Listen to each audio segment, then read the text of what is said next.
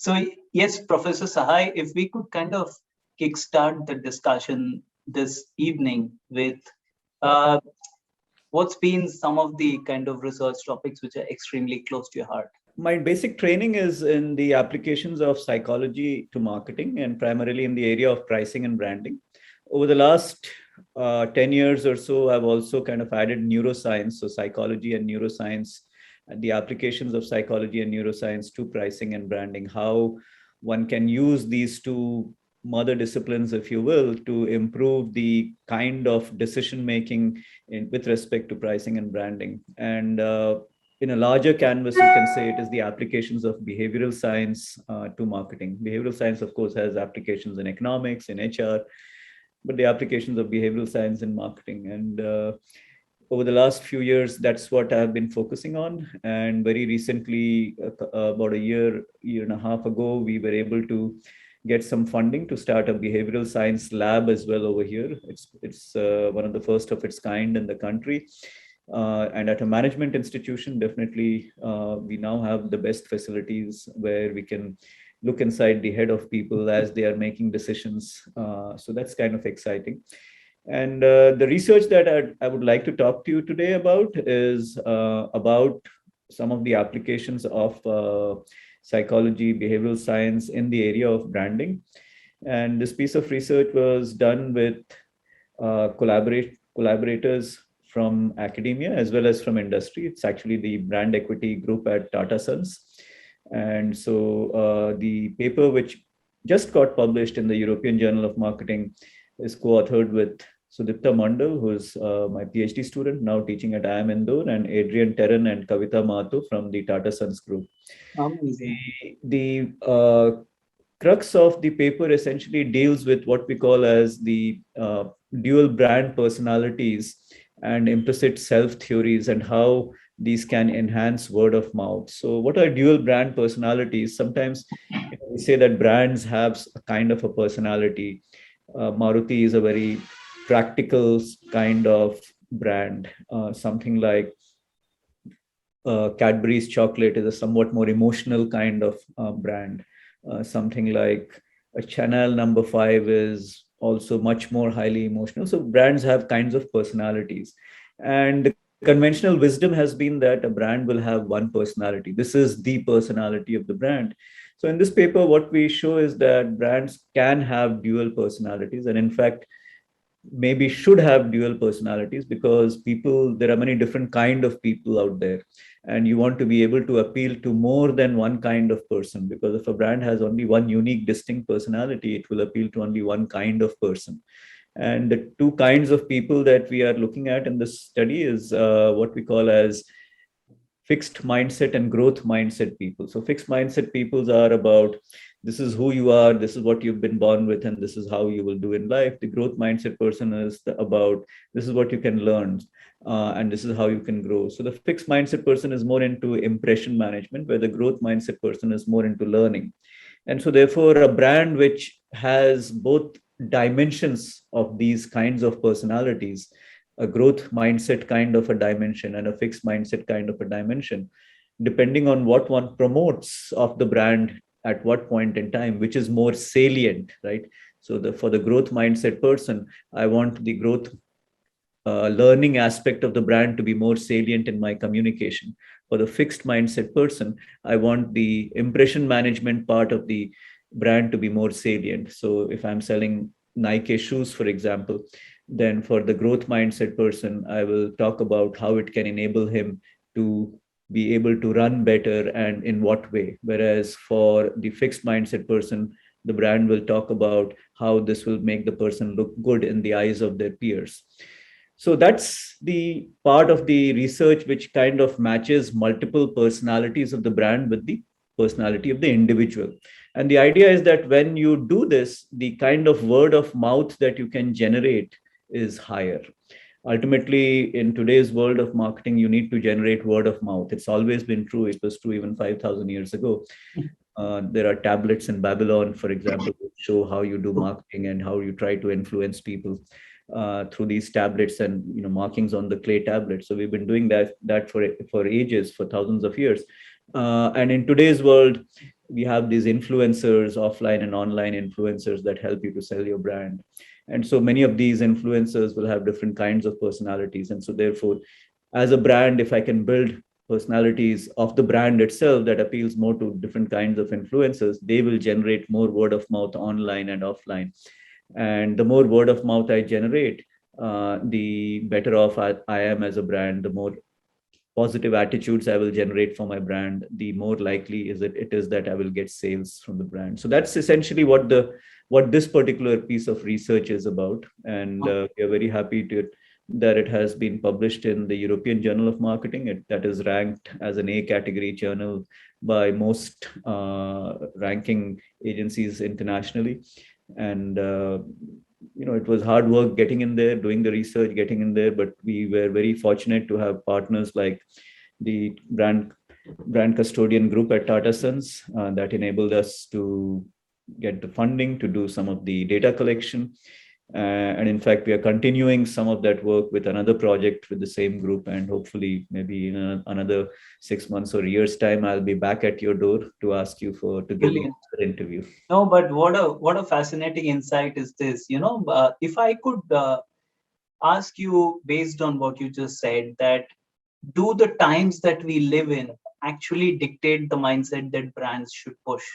For example, when everybody is worried about the future, maybe the future of jobs, the future of finance, and so on and so forth, would a fixed mindset kind of brand personality work better than a growth mindset? That's a very interesting question that you just asked, Prasad. If you look at the key dimensions of personality, there are apparently 5 of them. So there is one which is to do with extroversion, another one which has to do with neuroticism, and so on. So we have and one has to do with fixed and growth mindsets and so on. So we have chosen one dimension of personality to focus on, because when you do research, you cannot boil the ocean, right? You have to choose a particular part of the overall thing, and then you try to figure out how that works. One would need to do more studies to be able to then say that this is how the combination works, because it's not as if a person is only one dimension of a personality, which is only fixed and growth mindsets.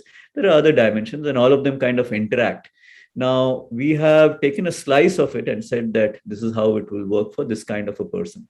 Now, assuming that 20% of the population or 10% of the population is dominantly driven by this kind of the brand of the personality dimension, fixed and growth mindsets, then for these 10% of the population, when you have this messaging from the brand, or when you have the product design from the brand, which takes into account growth and fixed mindsets, impression management, and learning as the dimensions, as the key salient dimensions which are going to be conveyed, which are going to be interacting with the consumer, then the effectiveness of the message goes up. And so, for example, if I'm trying to help people become a little more secure about their jobs or understand the future, for a growth mindset person, I will design my brand and the messaging in a certain way. For a fixed mindset person, he or she also needs to be able to learn similar things. So the same message will go through an impression management route. So the message is the same, but the way in which it is delivered is through impression management. That if you do this, you will look good, you will do better, you will look better in the eyes of your peers, your family, your friends. And so therefore you do this, and that will help you reduce your stress or anxiety, or increase the possibilities of continuing with a particular career or role, or getting new roles, and so on and so forth. So in that sense, I think I would also argue to you one additional thing, that we are now more dependent on brands than ever before, even to some extent for our own, dare I say it, mental well-being. In an earlier time and place, we used to have relationships with people, and we kind of used products and brands. So to put it crudely, we loved people and we used things. Now we love things and we use people. Yeah, that's the sad but the strange ways of life. And so brands kind of are those things. So brands need to develop these personalities, and brands need to be able to connect with individuals and even help them through these times. And in fact, some of the work that is going on in some leading companies, for example, has to do with the fact that how can brands connect better with people? How can brands have meaning and purpose? Because people, customers are looking for meaning and purpose in brands. The meaning and purpose which came from family, which came from relationships, which came from God, is now coming from brands. It's coming from leaders or other people. So you can say actually that this is the success of marketing and branding. Whether that's good or bad for society or culture or the nation is a different thing altogether. So, but as we say that, yes, probably that marketing rules not just our minds, but also our hearts in times like these. But isn't marketing also kind of facing a renewed threat from the sales part? Because, like all of us are seeing the rise and rise of the direct selling platforms. So, pricing seems to be under so much pressure. And since you mentioned, that you've done some work in that space, would you like to throw some light on, how all these factors actually help, going back to your research in our growth mindset consumers, uh, have they insulated themselves from the external world of pricing pressures and so on, and or have fixed mindset consumers, do they gravitate towards better deals and so on? Is there a correlation there? So it's very interesting you should say that, and I should thank you for pointing me in that direction, Prasad. That could be indeed a possible avenue for future research. When I was talking to him on September 2nd on ET brand equity, but to kind of share some initial thoughts from some examples that I'm kind of engaged with in some ways. So let's take a brand like M Caffeine. Yeah. M Caffeine is an online direct to consumer brand which uses coffee as the base for personal care products, face wash, and so on, and cream, and so on and so forth. Now, if you look at their pricing, actually it is a little bit higher than the normal price. It is higher than the Everyouth or other equivalent products from Hindustan Unilever or Himalaya and so on.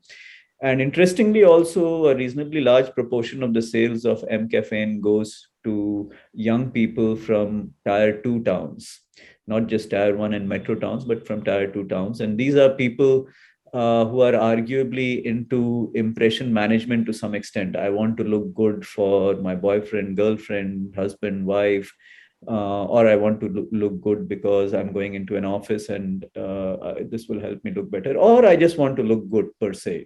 It doesn't have to do with any other person, it's simply myself. Now, those are largely, this first part of it is impression management with other people. And the last part might be simply feeling good about oneself. So is there a growth aspect to it? You could argue yes or no, but there is definitely impression management. Now, these are people who are willing to pay more for this, for a face wash, which is based on coffee. Why are they willing to pay more? Does it have to do with the growth mindset per se, or the fixed mindset per se, or does it have to do with the fact that I want to be different from other people, and I'm using M Caffeine rather than something from Unilever, which all the old fuddy-duddies like me, for example, might use. So it's an open question whether it has to do with growth mindset or fixed mindset. Having said that, clearly growth mindset and fixed mindset will have an influence on that choice. Because it is part of the personality makeup of individuals. Just like extroversion is a part of the personality mindset of individuals. Neuroticism is part of the personality dimension of different individuals. And to the extent that they are, it would be very interesting to find out. But thank you again for mentioning that idea. It's a very interesting idea. Maybe I should follow Ronita's footsteps. I mean, you have the time and the inclination, I'm sure we welcome you. Sir, one more thought is that you touched upon it briefly, is that mental well-being is being spoken about and also so relevant in times like these when there is so much of stress happening all around us. So in this kind of situation, are you advocating about the way brands should kind of proceed, that they shouldn't kind of maybe push too much of a growth mindset kind of approach, and rather be more compassionate and stabilize consumers with a fixed mindset kind of approach? So clearly, I think the more enlightened companies have realized that brands do hold a considerable amount of influence over a large set of customers. And brands which have a purpose, brands which empathize with their customers, brands which try to connect with their customers and be meaningful and be a part of the lives of their customers in a way that provides meaning and purpose to their customers are going to do better. Now, having said all of that, we also need to keep in mind that at the end of the day, I buy the product for some functional utility as well. I may be buying M caffeine face wash, but I want that face wash to work. It should take off the pimples off my face. I'm no longer 17, so I don't get pimples anymore. But it should take the pimples off my face, or it should make my skin look less oily, and so on. So the function also has to be there. And to the extent that the function is there at an equivalent level to the competition or a higher level to the competition, then the brand is able to add on these intangibles, the meaning, the purpose, helping people navigate these tough times and so on. So we should always keep in mind that that basic purpose of the brand is also to provide a fairly functional kind of benefit to the customer. And of course, the need these days is that on top of that, we also want all of these other things, these dimensions of meaning and purpose and empathy and so on. You can take some very interesting campaigns where brands have tried to connect with customers by saying, we understand you, we empathize with you. So there was this campaign by Tanishq where they are talking about widow remarriage, right? This lady is getting married and suddenly a young girl comes and says, "Mommy," and everyone is really surprised. Just to kind of share that message that anyone can get married. And that will connect with certain people, will empathize, will say that we can relate to you, and that hopefully says that the brand has a certain kind of meaning in the whole business. Similarly, there is an electric motorcycle manufacturer called Matter One, which will be coming into the market in a few months' time, and this is targeted at young men who would normally have bought Pulsars and TVS Apache, for example. So now, what kind of meaning and purpose are you going to give to the young men that you are targeting? Why should they buy Matter One, which is an unknown brand, compared to a TVS Apache or a Pulsar? Maybe you are environmentally friendly. Maybe you are building connections already with people who have these kind of an aspiration to drive a bike which is macho, which looks nice, but they also want to be sensitive to the environment and also want to not spend so much money in a time where money is not necessarily that abundant as it used to be, despite the fact that the Fed of the US is doing its best to pump in a lot of money into the stock market, at least. So that's a good place to go to, by the way.